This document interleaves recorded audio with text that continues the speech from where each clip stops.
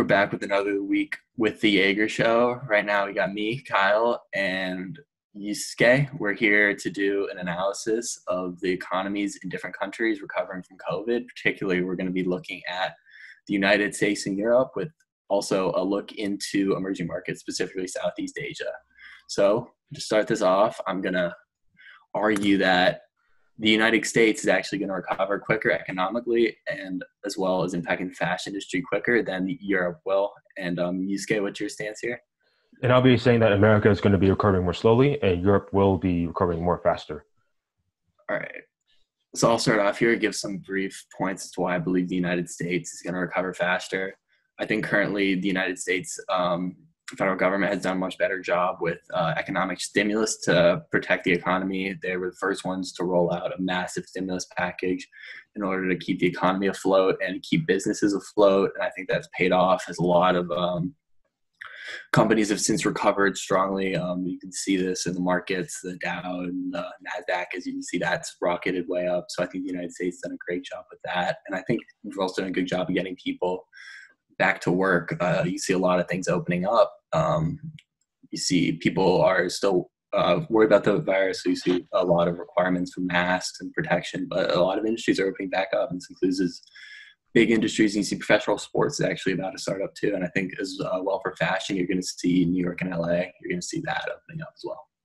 Yeah, and but I believe that Europe did it better because those countries relied on their huge welfare systems. So when the economy crashed after the coronavirus came out, a lot of countries relied on paying the poor and unemployed a lot of money, and that was baked right into the system. So the money came in right away without needing to pass a huge stimulus bill.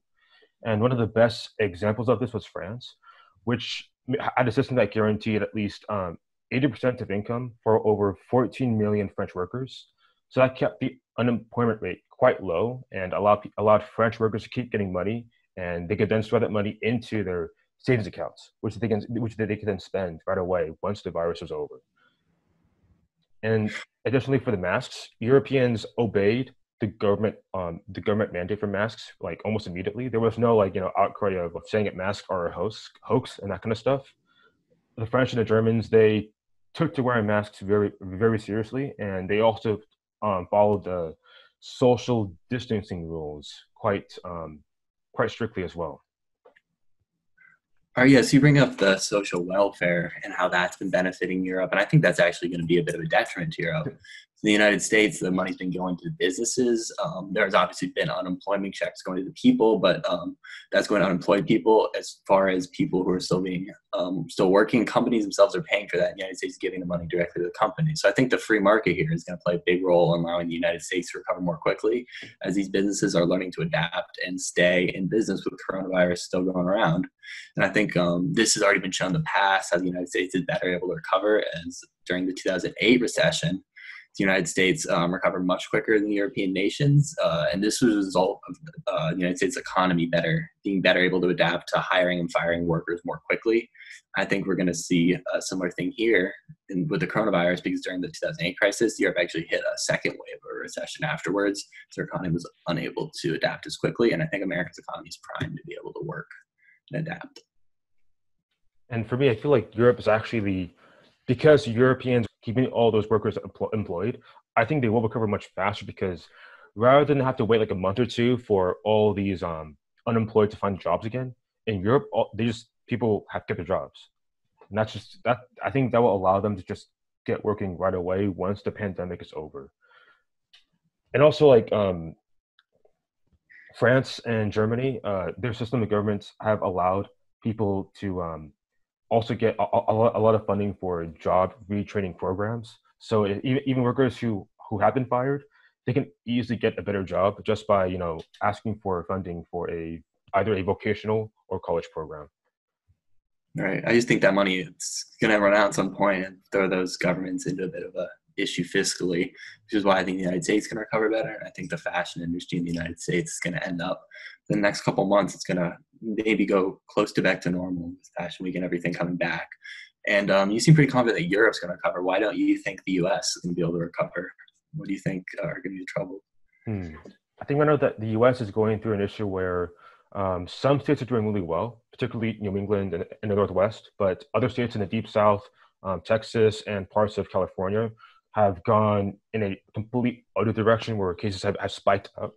So I think America is very divided right now.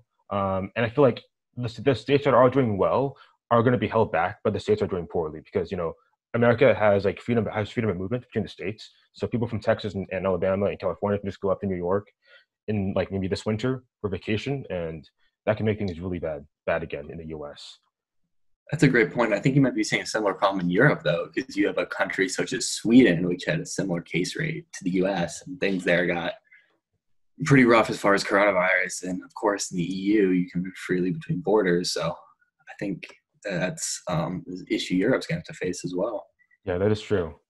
And I guess one good thing is that Europe does have some borders with say parts of Russia and Turkey. So at least they will be able to halt any coronavirus infections from those countries in the future. But yeah, Sweden is right now it is a hotspot. Well, yeah, there's some good points you bring up there. Well, personally, I still think the United States will recover quicker. It's definitely something to think about. But let's move on to a bit more discussion about Southeast Asia and China and how their economies might recover and potentially impact the fashion industry. Okay. So, what's your take on this? Oh, so right now, in Southeast Asia, I would say Singapore, and that city was the first country to be hit by the virus, and they seem to have fully recovered. I haven't heard of a second wave coming yet, so I would say Singapore is the first country to like go to if you are interested in expanding your business or getting some revenue. But besides Singapore, there's Vietnam, Thailand, Malaysia, and Indonesia. These countries are likely haven't been seeing a huge number of cases either. And Vietnam in particular has also done a very good job at combating the virus through strict shutdown measures, strict enforcement of social distancing rules. So it seems to me that this region should actually recover more quickly than expected. I think it's a good point, but I think you're going to have to look on a highly country by country basis. I think you bring up a good point with Singapore. They're definitely a strong economy, low political risk or corruption. They seem to be on a good track to recover, but especially with Singapore, you're looking at them being their economy, since they're so small, it's largely impacted by other world economies and also their neighbors. And you have countries such as India, other countries in Southeast Asia where you got high population densities, particularly India, where social distancing measures haven't really been implemented all that effectively so far. And I think that could definitely slow down the recovery in Southeast Asia with the weaker infrastructure in a lot of these countries compared to the United States and Europe. I think they could be seeing a prolonged virus there. All right. Any other thoughts, Ryusuke? I guess that's it for today then. Yeah. All right. Well, it's a pleasure speaking to you. And thank you to everybody for listening.